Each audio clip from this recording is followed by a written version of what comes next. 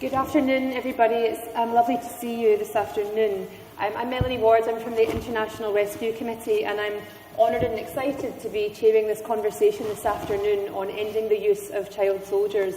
And we couldn't have a more expert couple of speakers for you to hear from.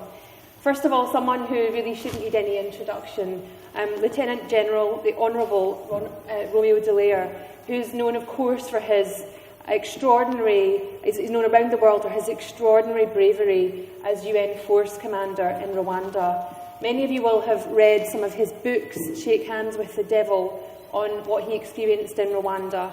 He's also written extensively on how we can end the use of child soldiers, and just last week released a new book on his experiences with post-traumatic stress disorder.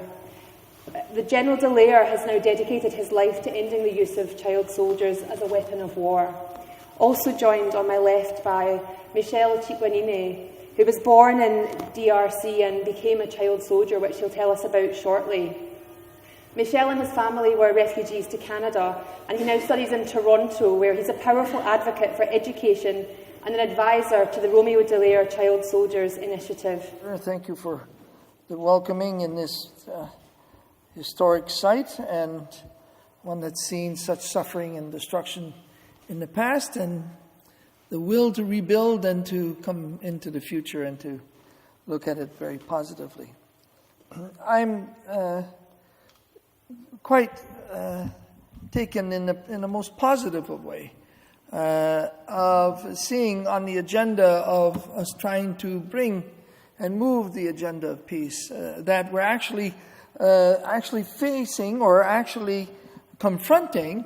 If you look at the words in the handout, fighting child soldiers, we're actually confronting one of the weapons that is actually being used in this era, introduced in this era in which we've stumbled into since the end of the Cold War, that is making and sustaining conflict, and that we want to actually neutralize it. In the military sense, neutralize means making it ineffective. Some might see it as wanting to destroy the children, but in fact, that is the farthest of our desire in regards to facing this threat that is out there in many of these conflicts.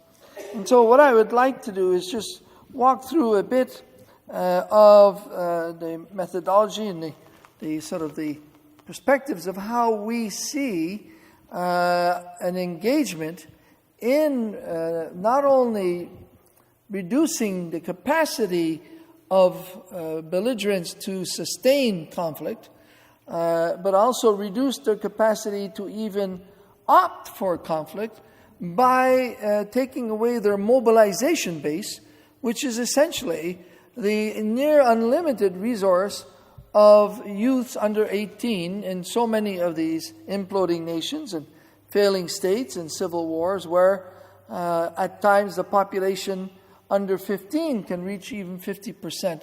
And so with such an availability and with the fact that children can carry the weapons of our era, we seem to have turned into a time frame where, because they're young, because their brain has not fully been developed in the whole cognitive fashion, that they're still very instinctive based and that they're still not fully comprehending the right and wrong and the whole premise of what the risks they're engaged in, that we're actually, as adults, using that fact of children not literally being able to withstand the recruitment, to withstand the ability of people to influence them to excitement or a different way, and of course enticements of giving them a raison d'être, giving them even enticements of drugs and so on, that we've actually moved into an era where the preferred instrument of conflict and the preferred instrument to sustain conflict is actually using children to do the conflict. Now imagine how we've shifted gears so incredibly from the past, where on different occasions yes, children have been used, but as a sort of a peripheral instrument or a last resort. Now, every one of the 51 non-state actors and the 7 state actors that still recruit child soldiers, every one of them recruits extensively as their primary instrument to fight, to create conflict and to sustain conflict, the use of children under 18. And that is a significant shift from the past. Now, the presence of these young people has an impact, and I love the term ripple effect. That's been pulled out, and I think that's quite interesting, even though there was a bit of a debate on it this morning. I think that ripple effect is not something that is uncontrolled or simply going there. Au contraire, you can influence the ripple effect by sustaining it. I mean, you just don't drop one stone in the water. You can drop a lot of stones in the water and just keep building it and making it more effective. And in so doing, I think that the ripple effect that we are seeing in conflict is one that we have created an ability to guarantee that conflicts can happen more readily than in the past and can be sustained more readily in the past because adults, even though it is a crime against humanity, adults have no qualms of recruiting children to do their fighting, to do their conflict and sustain them. Now, with that sort of being said, you sort of want to argue, well, if we've introduced this in this era, surely we're trying to counter it. Because, yes, trying to stop conflicts is, of course, an ambition. And we often end up in there too late and with not enough resources to stop the conflicts. And at other times we'll go into a post-conflict where we'll throw a lot of money at it to hopefully see some reconciliation depending on how the conflict ended. But there is nothing of substance that's going into prevention of conflict. And that's the essence of the exercise. The aim is not to how to resolve conflict. The aim is how do you prevent the frictions of our differences degenerating into conflict. And why are we, in fact, reacting to the catastrophic scenarios than, in fact, preventing them? How many hundreds of thousands do you need slaughtered to articulate that maybe we should be involved? How many do you need to prove that you're in the midst of a genocide? How many do you require to say that we're into mass atrocities? And how many do you need floating in rivers and in sewers and dying and mutilating by all kinds of weapon systems, but particularly by the use of children? How many do you need of them to say that maybe there is something fundamentally wrong with this new era of conflict? This is not war. We're not at war. We're not at peace. But we're not at war. We're in an era of everything in between the two, for which we have absolutely no preparation thereof. We are in conflict. And conflicts can have varying levels of catastrophic failures, and in so doing will create various levels of impacts. But we are not in your classic sense of war, and we referred to Westphalia this morning. It was excellent. I presented a paper in Munster a few years ago as the keynote speaker in Westphalia on the disappearance or the non-absolutism anymore of sovereignty of the state by the introduction of one of the only reforms that came out since the Rwandan genocide of 1994 and subsequent other catastrophic humanitarian scenarios, and that was in 2005, the doctrine of responsibility to protect. It is true and was stated We have not operationalized it. We've been very fearful of making use of it. But that instrument clearly states that we have a responsibility to go in and protect when massive abuses of human rights are created by a nation or cannot be stopped by a nation. And the massive use of child soldiers is, as we have argued in our research and have published, is an early indicator of mass atrocities and possible genocide. Because if you're ready to recruit massively children to do your fighting, there is no limit to what you can make them do. And there is no limit to where you are prepared to go in regards to abusing human rights. And so it is, finally, a real, tangible proof that if you see significant, if not massive, recruitment of child soldiers in a conflict zone, you can bet your dollar that if it's sustained, it can rapidly degenerate to mass atrocities, even genocide. And so, with the R2P and with the state sovereignty not being an absolute anymore with R2P, then where is sovereignty? And sovereignty, the argument is in the individual human being. The individual is sovereign. The individual is sovereign in the individual's human right. And every human being, every individual is equal. All humans are human. There's not one that can articulate that they're more human than the other. And so if we are all equal and we're all sovereign, and we all fundamentally are advancing under precepts of human rights and the advancement of rule of law, then you are, yes, going beyond the state structure. And it is interesting that, in fact, many of those who have gone to that sort of global perspective of humanity, which we now can nearly Skype, have actually articulated the fact that the revolution of communications is permitting us to consider the whole of humanity.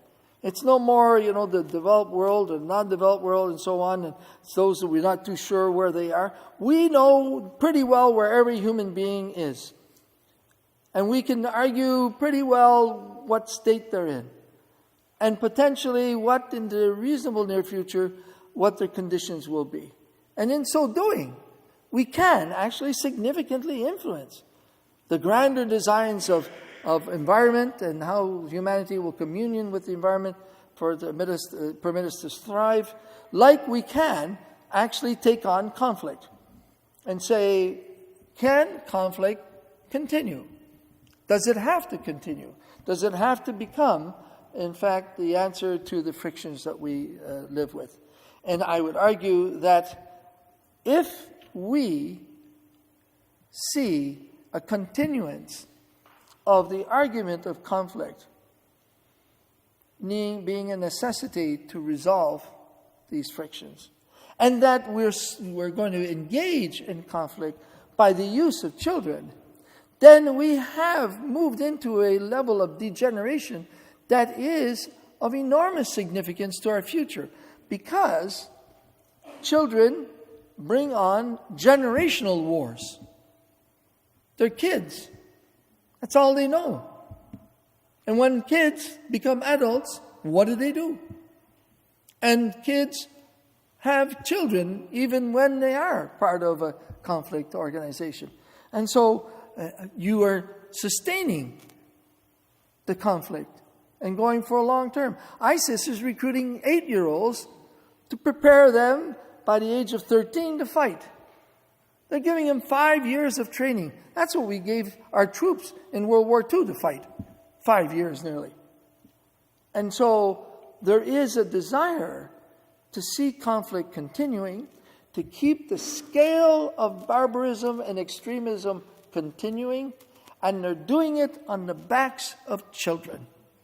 And so we've got all the rules, the optional protocol on child rights.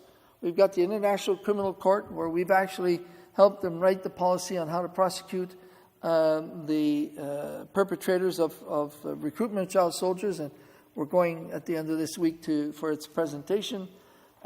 We have the recognition that it is a fundamental flaw in our perception of human rights in regards to children, and we're trying to argue that, in fact, maybe we got to put the children at the top of the discussion on conflict prevention, on conflict resolution, and not at the bottom as an afterthought.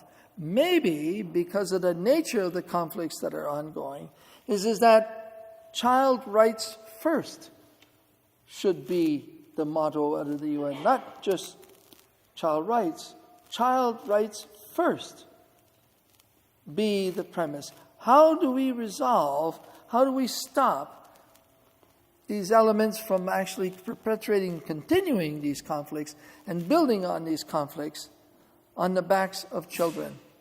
And how, in fact, do we respond to that in neutralizing it? And so we're involved in preventing the recruitment of child soldiers. I'm not involved in rehabilitation and reintegration. I hand that over to the NGO community, who are best suited to handle that. I worry extensively about re-recruitment. A re-recruited child soldier is a very precious resource in many of those civil wars. And so how do we break that code? But where we are involved in is in the front end. How do we prevent the recruitment of child soldiers? Is we prevent that recruitment first through the education systems and influencing the curriculum and influencing the communities in regards to how gangs, diaspora gangs or whatever, are engaged. And that can be either in foreign countries where there is in civil war, and it can be right here as we're involved in Canada ourselves in helping police forces and communities stopping the radicalization to extreme violence. It's a reality. We can go in and go into that area and go and specifically target that. That's certainly one of the primary areas of our engagement. One, how do you prevent them getting sucked in by the publicity and all the peripheral of that? And that's through the education process, through using ex-child soldiers, helping teachers, using pedagogical tools that explain what they are. And we've trialed and researched that, and we've been using Sierra Leone, where in 2001 I was in that war where child soldiers were being used on all sides. The other side of it is how do we face down those child soldiers without simply killing them? And this, ladies and gentlemen, is what's out there right now. There is no doctrine of any security forces whatsoever that has any other precept than either, when faced with child soldiers, either using lethal force or withdrawing. And if you withdraw, you make that child soldier and the people who hold them more powerful. If you don't withdraw and you shoot them, yes, you may achieve a certain aim, but you've escalated and become part of the problem, and the nature of the community will then be affected by the fact that you're blowing away their children who have been abducted and they're under duress in the first place. And so we train security forces, military and police, with a whole new doctrinal framework of tools of how to de-escalate the gun-to-gun and how, in fact, to go after the child soldiers that are part of the conflict zones, part of the fighting forces, part of the non-state actors, and giving more professional skills, more depth, and making those forces more adroit in de-escalating and in being able to extract those children from the conflict. And we believe that if we do this indirect approach, that we can actually attrit the desire to recruit the children, because they're going to become less and less effective as we become more and more effective, and they will become a liability. And so between throwing them in jail with the ICC and having a liability on your hands, there may be a point where, in fact, child soldiers will be perceived as an impediment to adults who want to fight. And if adults want to fight, I'll end with that. That's adult decisions, with adults taking decisions on how to solve it. But you don't sustain war on the backs of children. And just recently we've been back from Jordan, and we were in a Syrian refugee camp 3 kilometers from the border. And they were recruiting over social media 13-year-old boys who've been in that camp for 3 years, picking their nose and not knowing what to do. And they were recruiting those 13-year-olds to walk the 3 kilometers and join the Free Syrian Army. To do what? To be nothing more than cannon fodder. Because you cannot train them to a level of the scale of the conflict that's going on right now. All you're doing is sustaining it by throwing more bodies into the fray. Thank you very much. I think there are some real warnings to the world. Firstly, that we're seeing a shift from the past and that conflict is more easily sustained with the use of children, that there's not enough effort going into conflict prevention and we need to put child rights first. And a warning that when you see a lot of use of child soldiers in a conflict situation, that it should be a warning for you of what may be to come. And then some hope in terms of the amazing work that the General's Initiative does to try and tackle this problem and prevent it from happening in the first place. And Michelle, you bring a different perspective to the situation as well. You were a child soldier yourself. Mm-hmm. Would you like to tell people about your story? Yeah. I just wanted to thank the General for that amazing presentation and sort of pick up on the point that he talked about here, trying to prevent the use of child soldiers, because this is using children as weapons of war. The effects last a long time. And for countries on the continent of Africa specifically, which is where sort of my research at the University of Toronto really focuses on, a continent as young as the continent of Africa, where in the Democratic Republic of Congo, for example, where the population, 35% of the population is under the age of 15. Imagine that amount of population being recruited and used in conflict areas. I was recruited when I was 5 years old. My father was a human rights activist. He's 7 feet tall, 250 pounds, a giant of a man. Please don't ask me where my height went. I can't tell you that. But I grew up in a family that was full of activism. But in the early 1990s in the DRC, we were under a regime. Mobutu Sese Seko was the president at that time. And so we were listening to conflicts that were happening in the Congo at that time, specifically in Rwanda, where there's propaganda that you should be afraid of Rwandese people because they're going to kill you with machetes and all these things. I was a 5-year-old kid. I didn't really understand the gravity of all these things. So I was playing football with my friends one day. And as I'm playing with football and kicking a ball with my friends, a group of army trucks just came racing towards the field. They grabbed all the kids, put us into a truck, and started driving away. When we arrived at the camp, we were given numbers. I was given the number 2, and my best friend, Kevin, who was 12 when I was 5, was given the number 1. And we were put into lines. And the rebel commander kept walking through the lines, and he kept saying how he was going to initiate us into this army.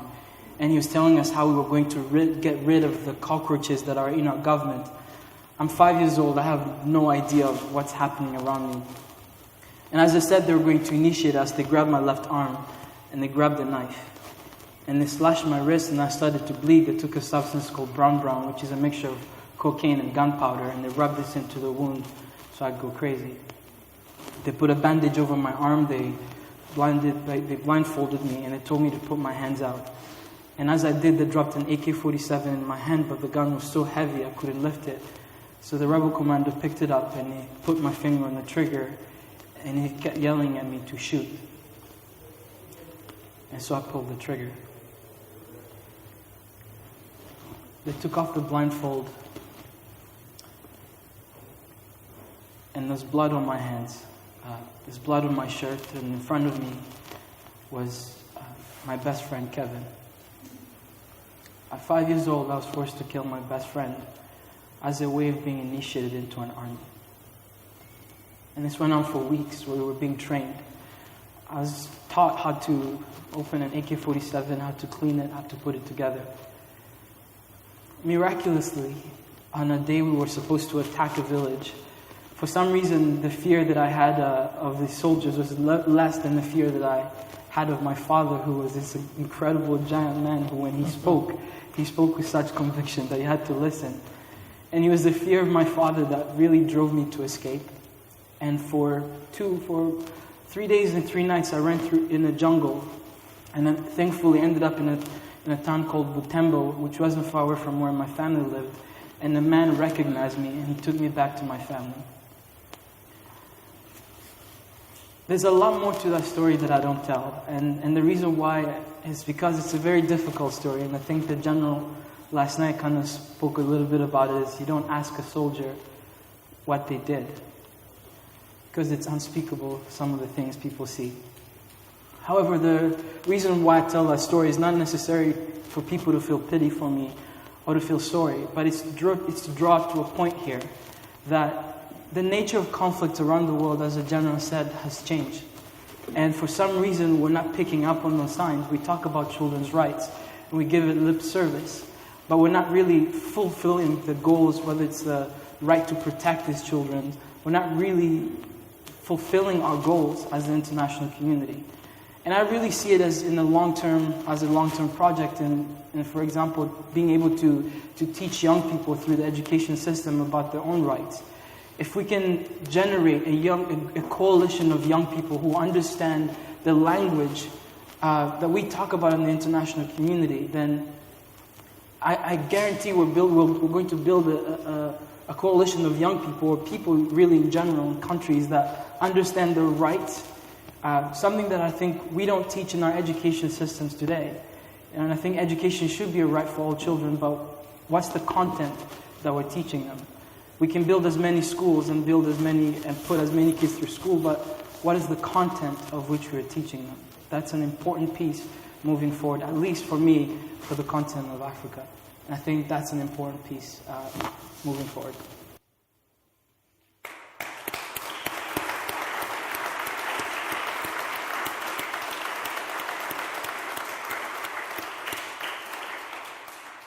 Thank you, Michelle, for sharing your story with us. Jenna, do you have any reflections on Michelle's story, on your own experiences and the work that you do now? The scenario that Michelle has described is a classic scenario that proves, and I was looking even at the handout, that proves that there is no such thing as a volunteer child soldier. That simply does not exist. Just like there's no such thing as women consenting adults in a conflict zone.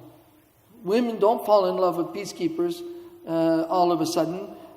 Women have the incredible courage and self-sacrifice of doing whatever is required to get protection for their families, get money for their families, get food for their families, and that is being abused massively by the concept of what we're saying is sort of consenting adults. Where in fact, in a conflict zone, in a war zone, that doesn't exist. That's wrong. And in fact, in my mission, I prevented any fraternization with either women from either side. They're not there for a good time, and to boys will be boys, sort of historic BS that's must be eradicated. They're there to do a job, and that was it. So in the case of children, imagine, I mean, we got a non-consenting adult, because we don't have an adult to start with, and we got a child in the midst of a conflict. So a child in the midst of a conflict is not taking very, very clearly volunteer decisions. There are factors that are putting that child under duress, be it safety, be it food, be it being sold off, being simply abducted, being held against their will, being drugged up, being indoctrinated, being used as actually instruments to kill and to try to break the will of an individual from wanting to even become normal. And so I think that where we can have a major start point in this fight about the use of child soldiers is recognizing that there is not a child soldier out there that's a volunteer. And if we have the 16 or 17-year-old who seems to be volunteering because it's giving him a sense of, or her, a sense of power and empowering him and so on, well, I'm not going to fiddle on the margins of that. Where I'm really worried about is the day when we don't have 13-year-olds or 12-year-old boys or girls being abducted and being used. And I will not agree to any concept that tells me that a 12-year-old girl who's pregnant is an adult. And so a 12-year-old girl who's a child soldier is not an adult and cannot be treated in that light. It is a different concept. 12-year-old girl who's pregnant is a 12-year-old girl. And her brain is built and instilled in that phase of trying to become far more cognitive of what is happening. And so that's the basic of the whole premise, is that they are children. And the mere fact that we will continue to use them to kill, maim, slaughter, martyr, rape. In Rwanda, the minister in the extremist government, who was a woman, a minister of youth, had her sons show the example in how to create rape and rape sites in order to instill horror, and horror instills fear, and fear degenerates a social structure, and you then have the people under your control. And the extremists were able to move 3.9 million people under using those extreme scenarios. So, child soldiers is not a volunteer exercise.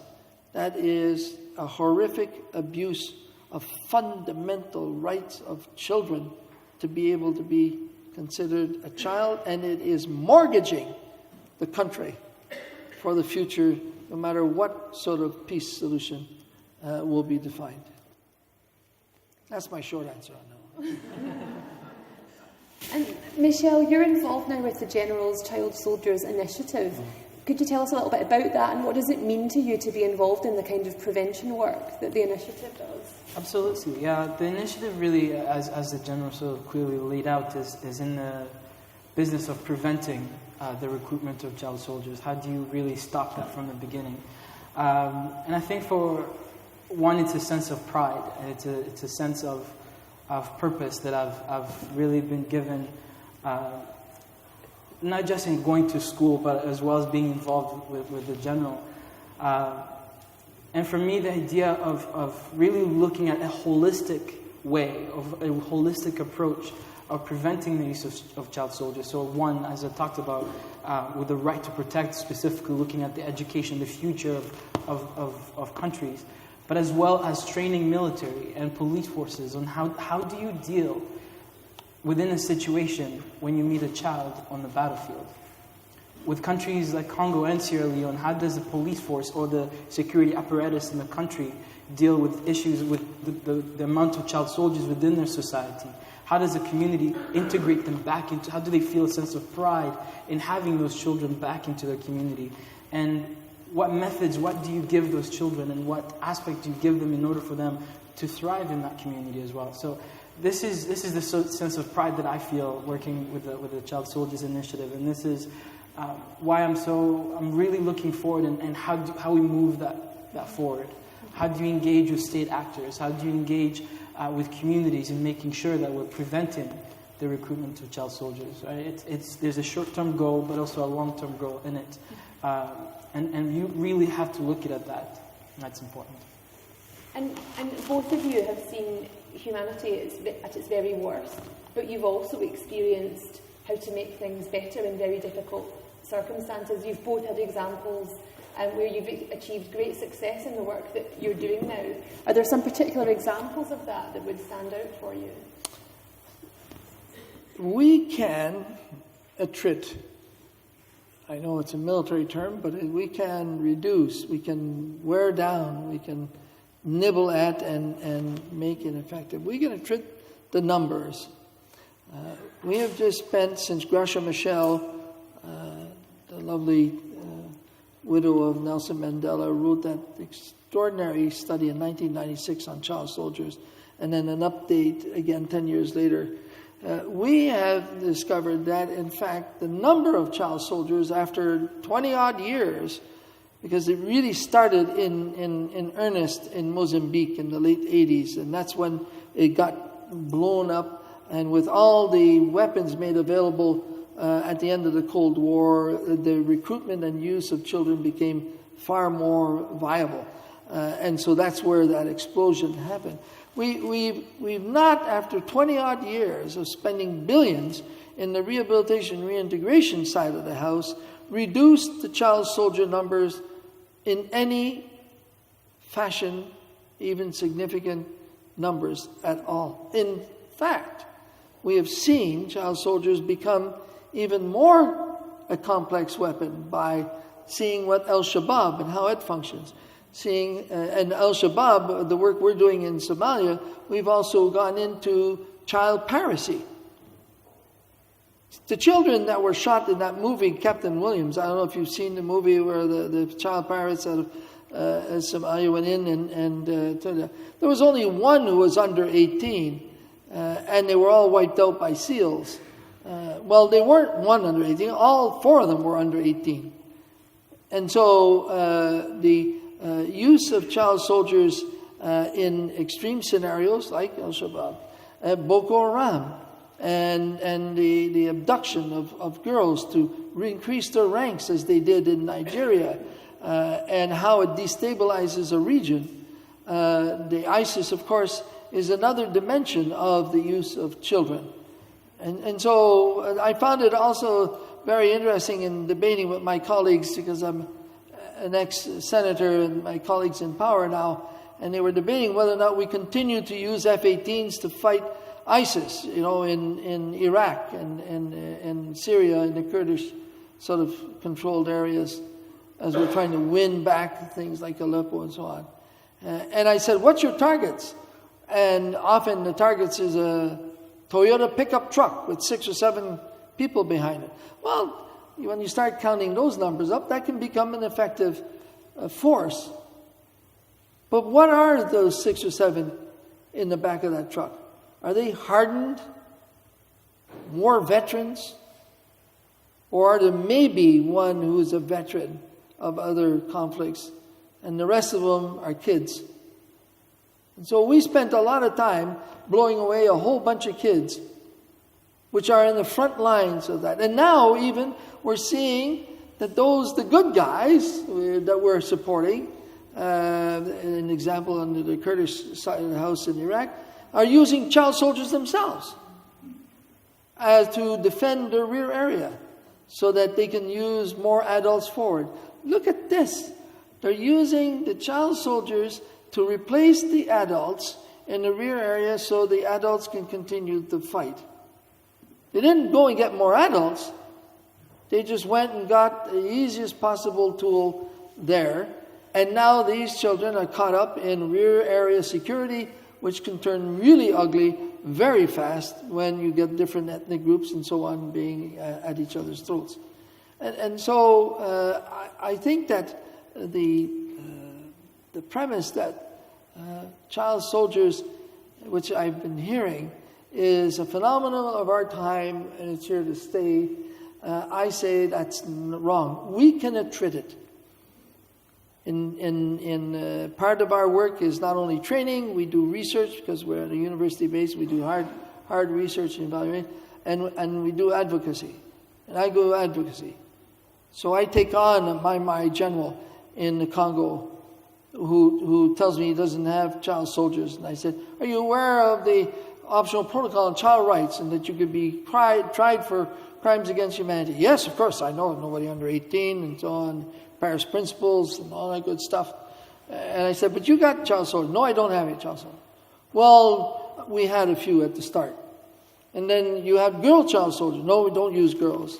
Well, we've on occasion used them for a variety of tasks. Any child in any function in an armed group or a combative group is a child soldier. In any function, including sex slaves and bushwives.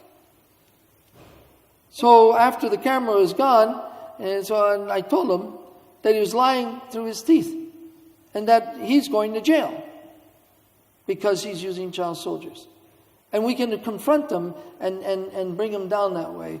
In South Sudan, after 2 hours of negotiating with a Cobra faction commander, I was able to pull out 300 kids by negotiating and making him aware that these kids were not really an effective weapon for him to get the advantage over the other factions.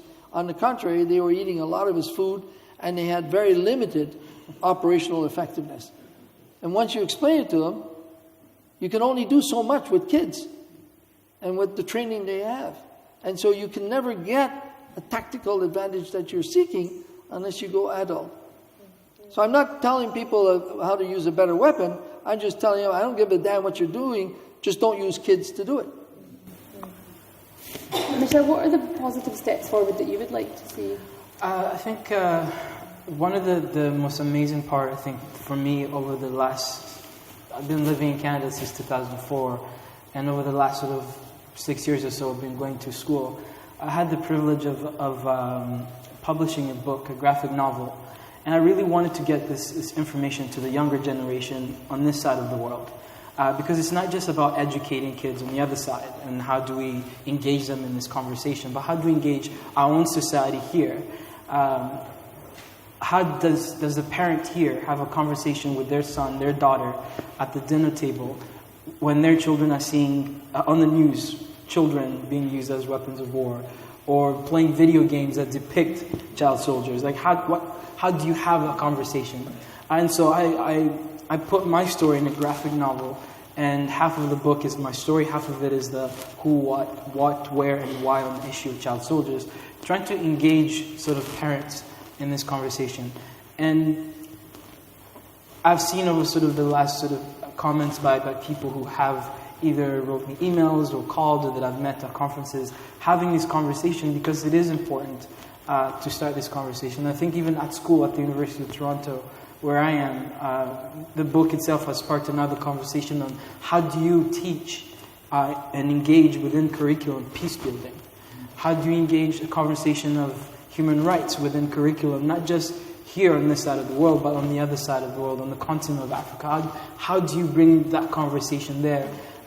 So we're building a generation of people that are speaking the language that we do use in the international community, but yet we have no effective ways of actually making sure those policies work.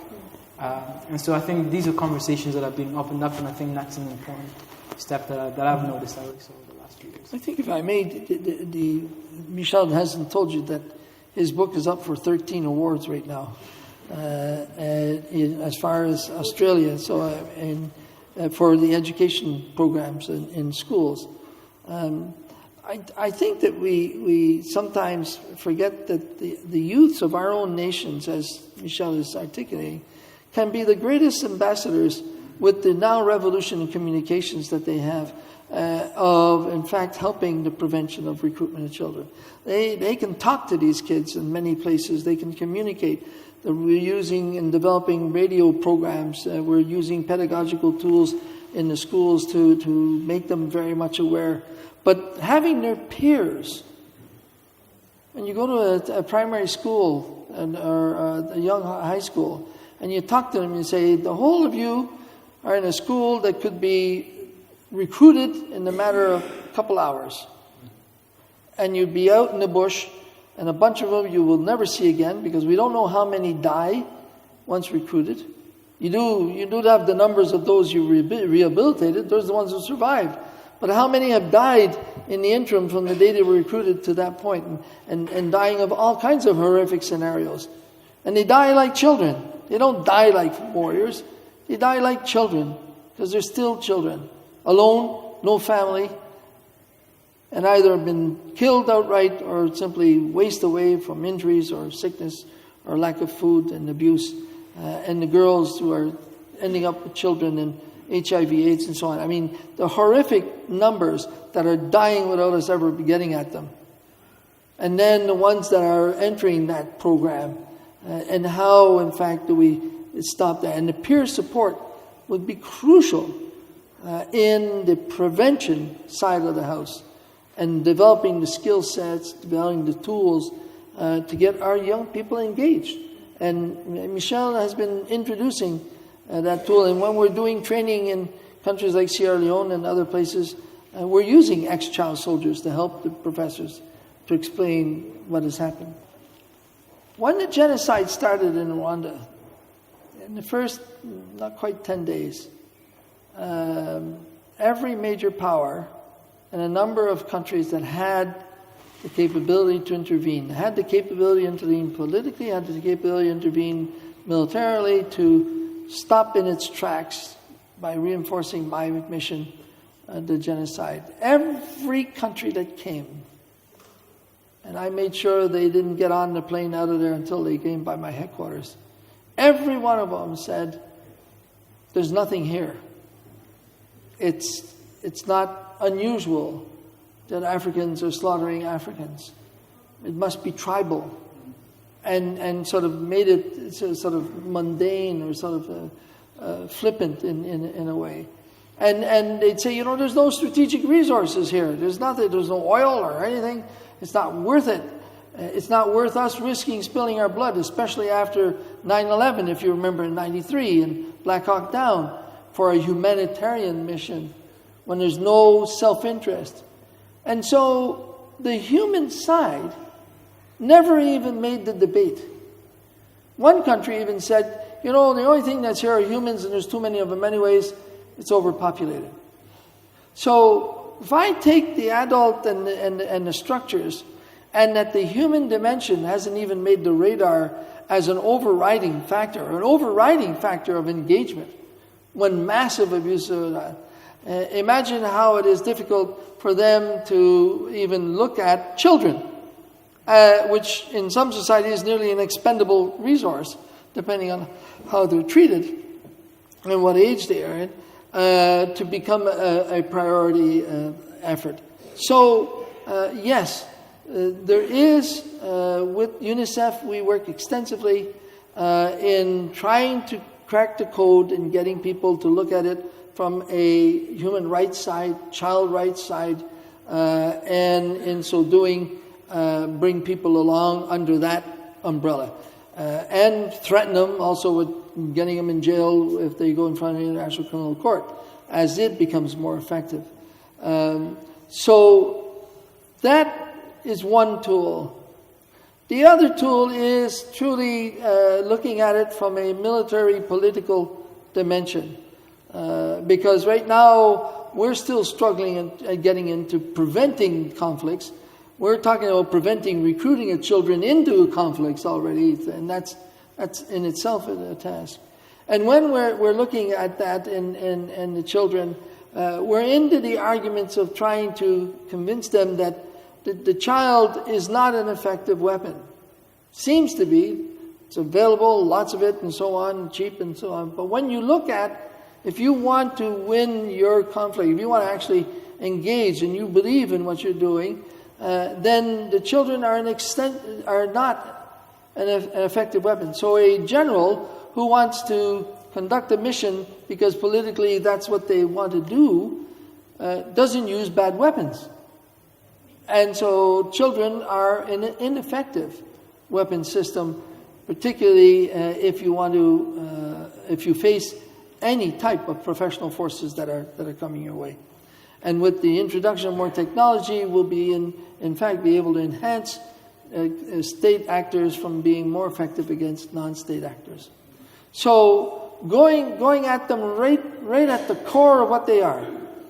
When you tell a commander, and he's got his subordinate commanders there, and you tell him, by the by, you're recruiting child soldiers, we're going to throw you in jail the minute we can get the appropriate opportunity to do so. And also all your subordinates. Well, often the subordinates don't know about the International Criminal Court. And that all of a sudden throws them off into a tizzy. And so there is room to maneuver to convince people that even though they've recruited, maybe they want to get rid of it. Where we are still doing a lot of research and working at, and that's why we've gone into Jordan and we hope to get into Iraq and into the Kurdish areas and then see how we move from there, is with the ISIS type of child soldier. How do we crack that code? And the most ruthless of solutions is to stop killing the kids go and wipe out the leaders.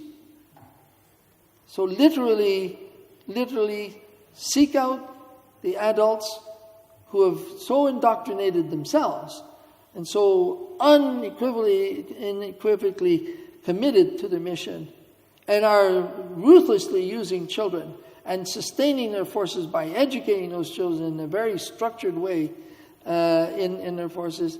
Unless you're able to eliminate that thinking, it's going to sustain itself. And I'll end by the following.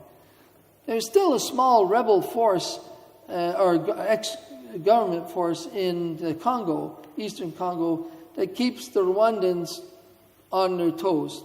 Also gives them an excuse to keep a sizable force. But anyways, and there is still a majority of Tutsi or Hutus in Rwanda who are still smarting, some of them, over the defeat of their army by a much smaller one. Now, the only reason that there is still a hint of concern in real reconciliation and also security in the region is because the intellectual leadership of the genocide, the idea that what we're going to do is we're going to not share power anymore, we're going to wipe out one ethnic group, and then we will have power and it'll be ours. The idea of creating a genocide, those small group of people who did that are still alive in France, in Belgium. They're not arrested. They're still living there. They've never been brought in front of the International Criminal Court. They're being brought. Some of them are starting to have a little worries about some of the courts in France. So as long as that brain power is still there, then people who don't have much hope, but hope, except for the fact that they will become again the overriding power and maybe finish their job off properly the next time, what sustains them is the fact that those adults still exist. And until those adults are eliminated, due process out here and whatever process out in countries that are in war, unless you do that, it's going to keep on going. And we're in for the long haul because they can mobilize for years and decades because there are kids coming in, and not only from their own, they're recruiting here. They're recruiting in Canada, in the States. And that recruitment is also of grave concern. Michelle, anything else you'd like to say? And indeed, anything you'd like to say about your book? Quickly for the book. So it's called Child Soldier, When Boys and Girls Are Used in War. And you can buy it on Amazon, and I think at small bookstores. I don't know if it's in the UK at small bookstores, but definitely on Amazon you can get it on the website. There's nothing that I can echo really that the general hasn't really, but I think for me, my passion is on the continent of Africa. My passion is in the DRC, and I worry so much about the DRC because of how young that population is. And I'm so passionate really about the education system because I really believe that if we're going to change the continent of Africa, really, you're looking at empowering the younger generation, giving them the tools to be able to speak a language that can really structure the countries there. Teaching things like how your government system works. These are simple tools that we think are so for granted, but for communities that have been so affected, what is a democracy? Right? These are all languages that we speak, but for a lot of people, these are not ideas that have seeped in. Anyway, so that's really where my passion is, and I see this as sort of my long-term goal in how do I prevent the DRC from going in this cycle of violence that continues on and on and on. And for me, that's a huge passion, and that's where I'll be going. So, yeah. Okay. Well, I'm sure you'll agree that our completely extraordinary speakers have given us a huge amount to think about this afternoon on a really serious subject. So, Michelle, General, thank you both very much.